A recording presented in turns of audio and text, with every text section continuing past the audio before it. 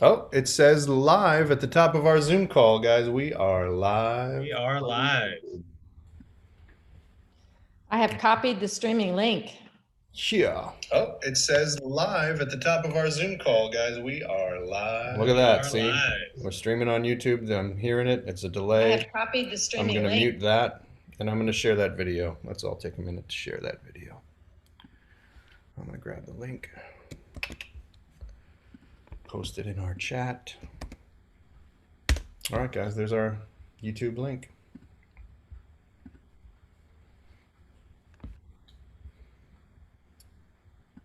It says one watching now, but I have a hunch that's me.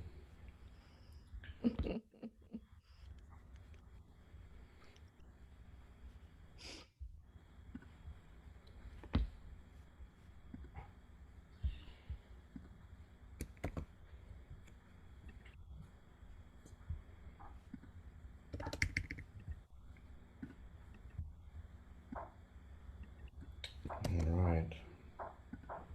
Pasting our hashtags and our YouTube link into the appropriate places. If you're watching now, hello and welcome. We are all three of us here experimenting with YouTube Live this morning and sharing the YouTube link as far and wide as we can on Facebook and LinkedIn so we can get other people to join in the party. And when we are all properly shared, we will begin the call.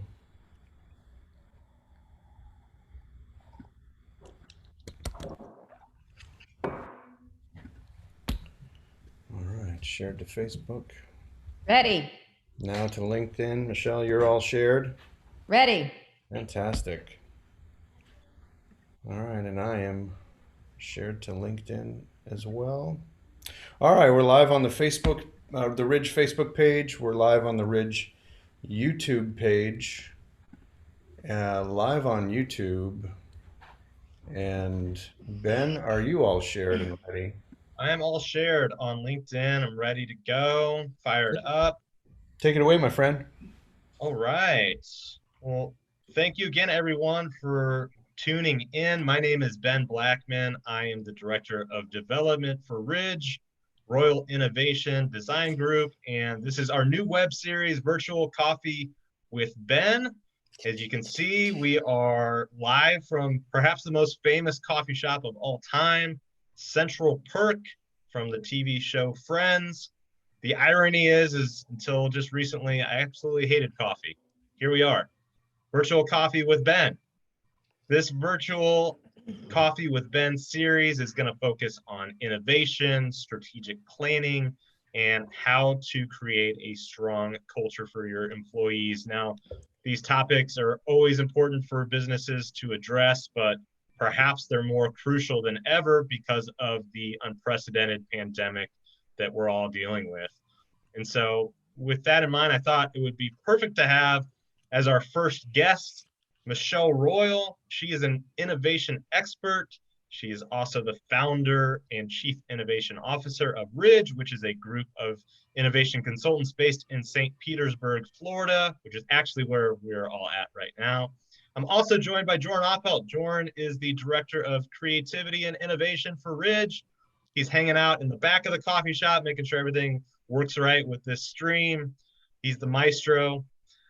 So we'll jump right in. Michelle, uh, I wanted to actually go back in time to 2007, 2008. It was another tumultuous period in our country's history. And that's actually the time that you started on the path of creating your own business and innovation. What was it specifically about that time period that led you on the path that you're on? And what similarities, if any, do you see with the COVID crisis that we're dealing with right now? Well, thanks, Ben, for hosting this and for inviting me into this conversation. It's great to have coffee with you. In the 2007, 2008 recession was when the idea for this business was ignited, and I'll talk about that first.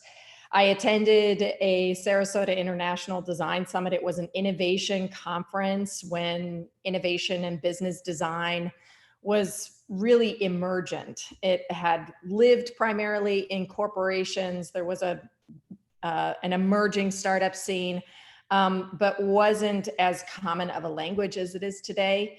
And at this conference, I was, like many business owners are today, I was struggling to start my own business. And I was completely inspired. I was exposed to both the creative process and the structure for innovation. And it was as if they talk about these moments of insight or these flashes of insight.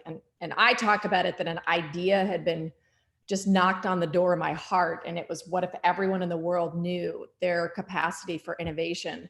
And that single question launched this great exploration of innovation processes, the companies that were using these to both drive new products and services into the market, as well as drive business growth. And shortly afterwards of being inspired with this question, being mentored by some of the best people in the industry, I participated in a large-scale European Union economic development initiative, which was all about developing the innovation capacities in small businesses and helping them see the bigger picture and create partnerships for the unique creative and intellectual property that they could provide. And I was specifically working in England.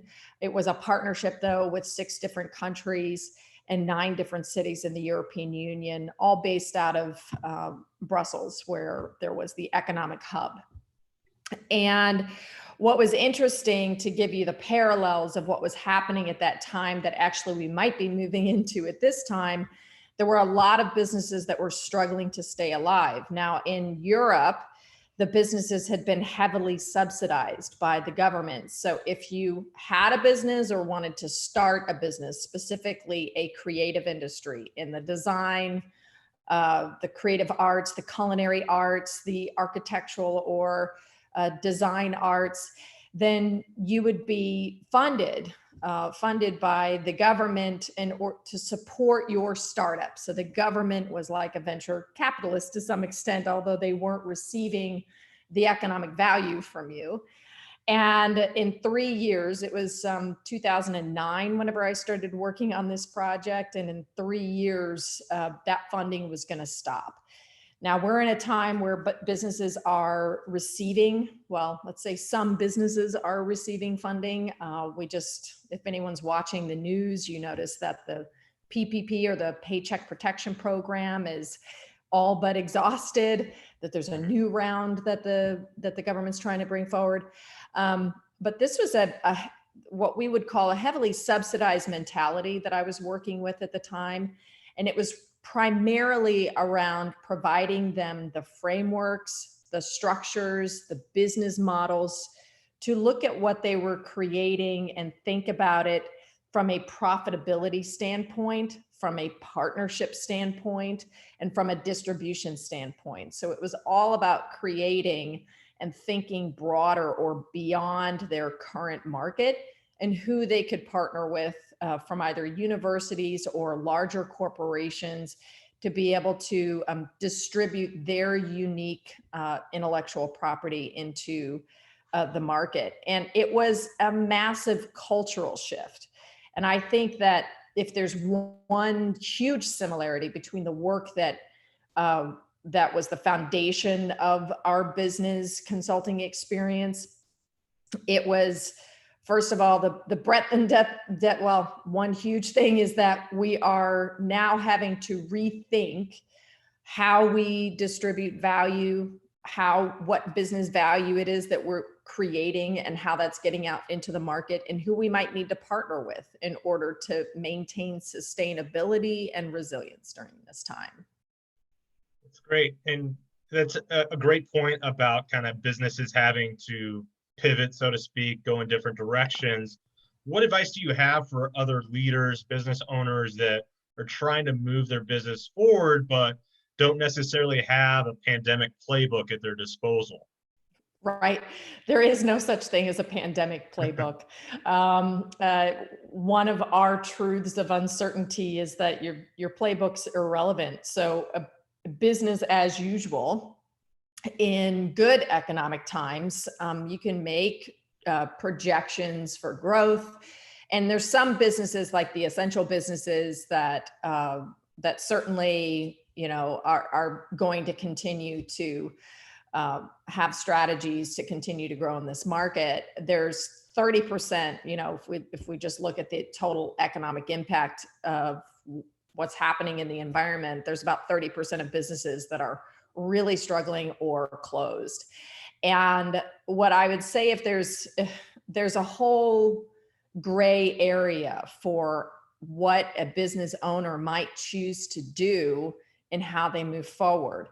Now, we work with teams in innovation management, and throughout the time of us working and helping them manage their innovation initiatives, or their initiatives where they're creating a new product or service, either for internal use or external use, it's really been about, there's been a lot of shifts over the past 2 months, primarily, even before the constraints and the government orders came into play.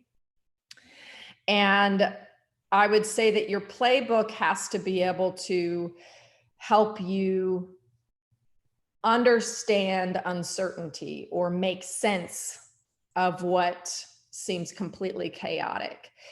And because of that, there's a lot of skills around orienting around new information. So, for example, on a daily basis, we have a context meeting in which we examine the new information that's come in over the last 24 hours so that we can make slight shifts moving forward. They feel like really big shifts because they're very different from the business, or it feels very different from the business before. And yet, if we examine it over a long period of time, and I say, you know, the past 60 days, there have been micro shifts on a daily basis. So a pandemic playbook, from our perspective, needs to incorporate a continuous orientation methodology so that you can keep making decisions that are relevant to the current time and space. The other thing that a pandemic playbook might need to have in it is a way to activate new value from what's currently happening. And we would call that innovating from the now. There's so much, it's like I think about it like a cauldron of soup. Like there's so much swirling and twirling that there's really an infinite number of white spaces or opportunity spaces being created on any given day. Your unique business has unique characteristics, unique talent sets, unique skills that, through a different lens, through the lens of how you're orienting yourself within this very chaotic information environment, you can then make decisions about what to create either that day or within the next week or within the next few months that's going to meet a need that your customers have. So those would be the two primary things that a playbook would need to have.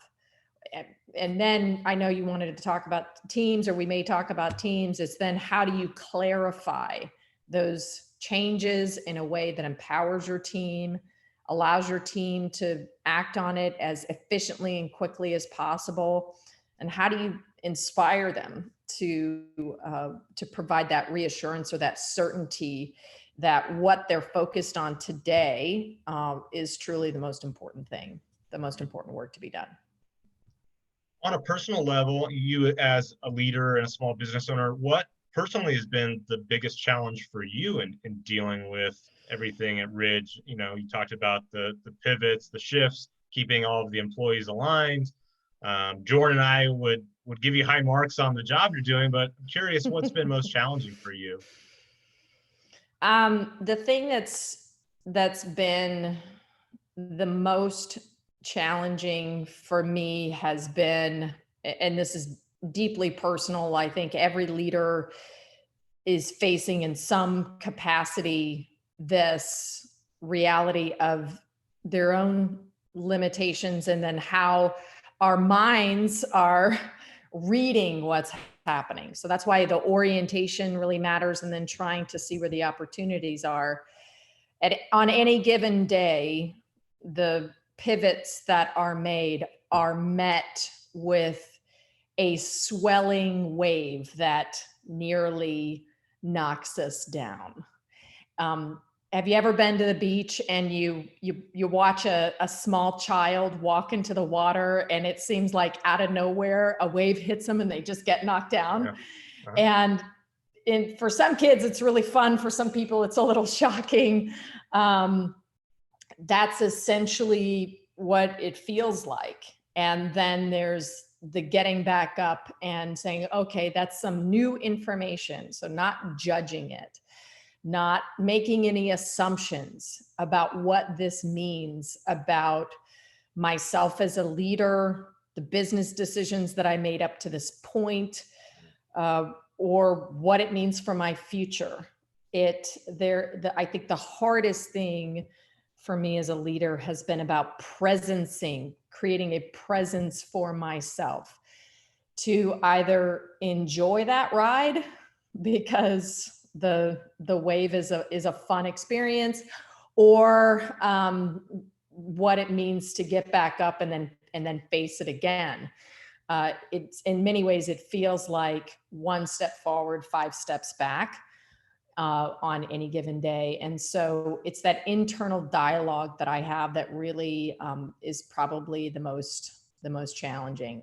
I woke up this morning with a beautiful sunrise and was driving into the office. I'm the only one in the office as of the past 2 months, and thought, now is not the time to make assumptions. Now is the time to share what we can from the experience that we have, and to let it be as real as possible. And so the authentic sharing that I've needed to have with the team has come naturally, and the difficult thing has been to just, again, not place any judgment or make any assumptions about what is completely unpredictable and out of my control, and not personalize it to some extent that could potentially debilitate me if I let it.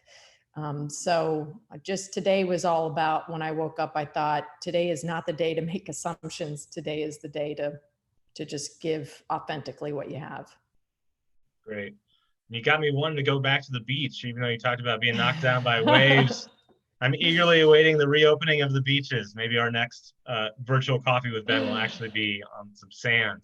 Let's Michelle, we got time for one more question. We talked a little bit about your past and starting in the innovation business. We've talked about the present and what to do to help your companies get through this pandemic. Now I want to talk a little bit about the future.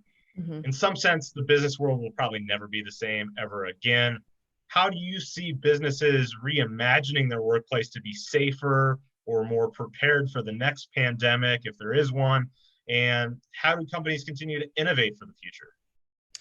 Well, we believe, based on the client conversations that we've had, so this is based on the information we have today, based on what is on the news and coming from the leadership of our country, the leaders of the businesses that we serve, that this is not a short-term experience, that this will be a 6 to 9 month stability, that there'll be waves of impact across businesses, that industries will be completely transformed, that work will be completely transformed.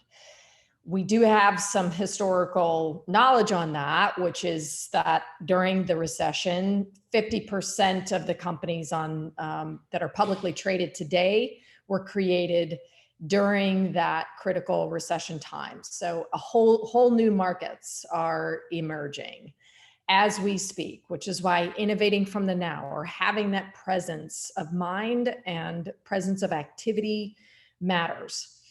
And I don't want to diminish the pain or the fatigue that companies are currently experiencing, or that leaders are experiencing, or their workforce is experiencing.